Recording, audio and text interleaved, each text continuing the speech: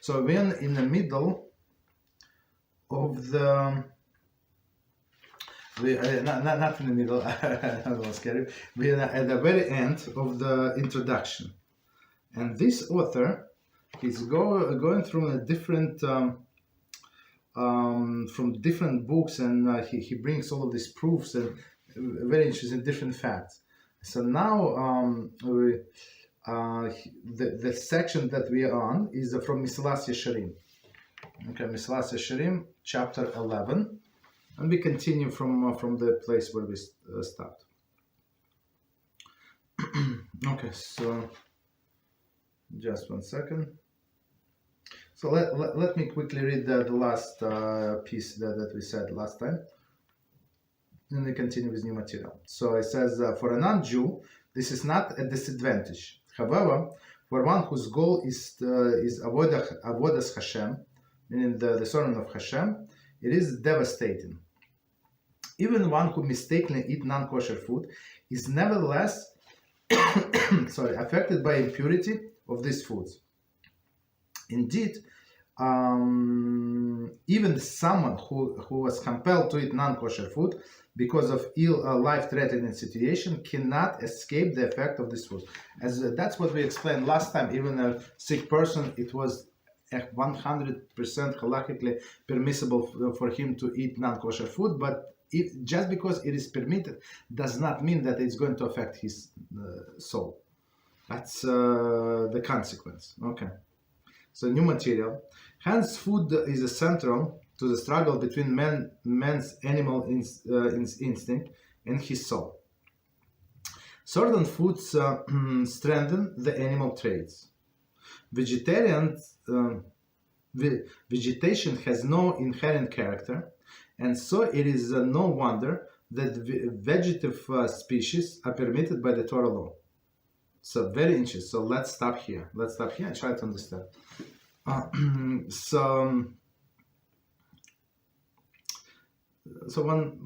read one more time. We explain line by line. It's very interesting. Hence, the food is central to the struggle between man's animal instinct and the soul. So, like soul, it is spiritual, right? It does not want to eat. It just wants to do Hashem's will, right? But whatever you give to the soul, so the soul needs to survive. So if you give soul piece of bread dipped in salt, that's good enough. But to an animalistic part of the man, it's not enough. Yeah, they want steak, they want this, they want that. 3-course meal, 5-course meal, right?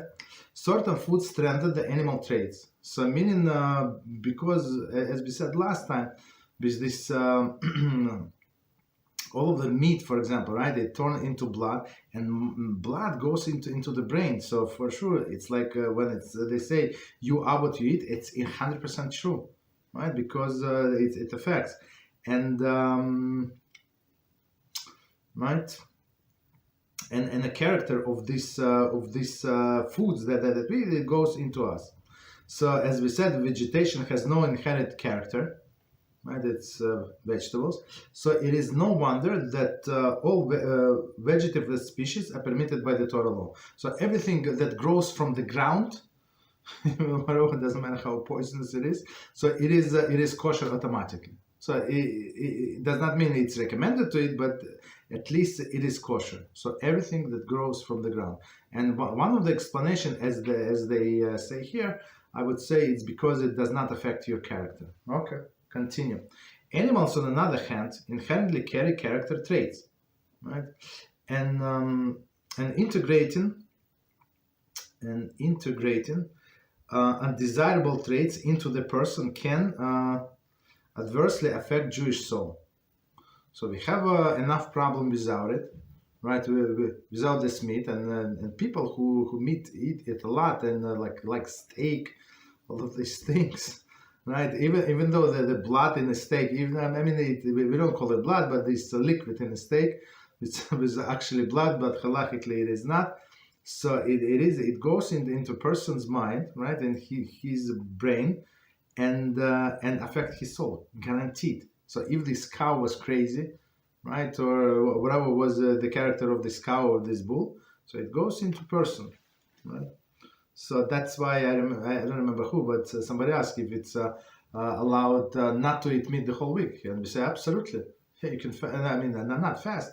You're not obligated to eat meat. So on Shabbos is it's a different story, and we said it is different story, and only if you derive pleasure from it. If you don't like meat, okay. If you don't derive pleasure, if it's not good for your body, like for your health, so don't eat meat.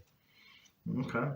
Indeed, we find that the animals permitted by the Torah, are the one who eats grass, right? Right, and subsists on vegetable matter. Okay, so meaning they do not eat other animals, right? Thus, the food chain.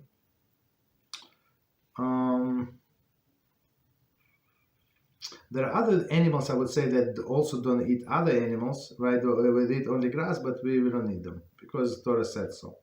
Thus, the food chain is one of the simple foods that cannot affect man's significant manner, right? Meaning these animals, these kosher animals, they eat only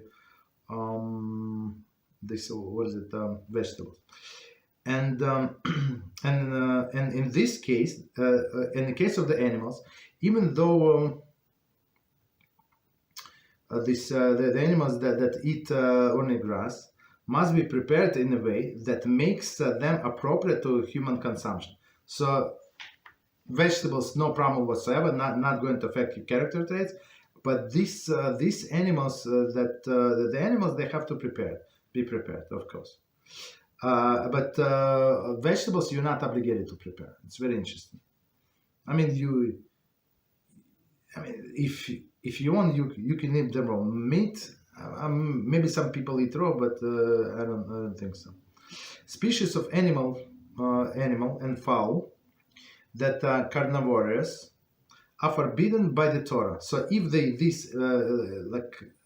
how do I know which animals for sure forbidden, that walk on their paws for sure, right? That carnivorous, that they hunt other animals, for sure forbidden.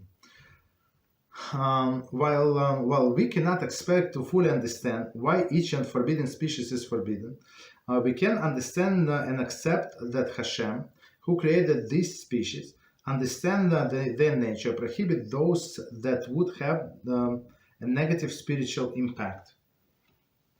Okay.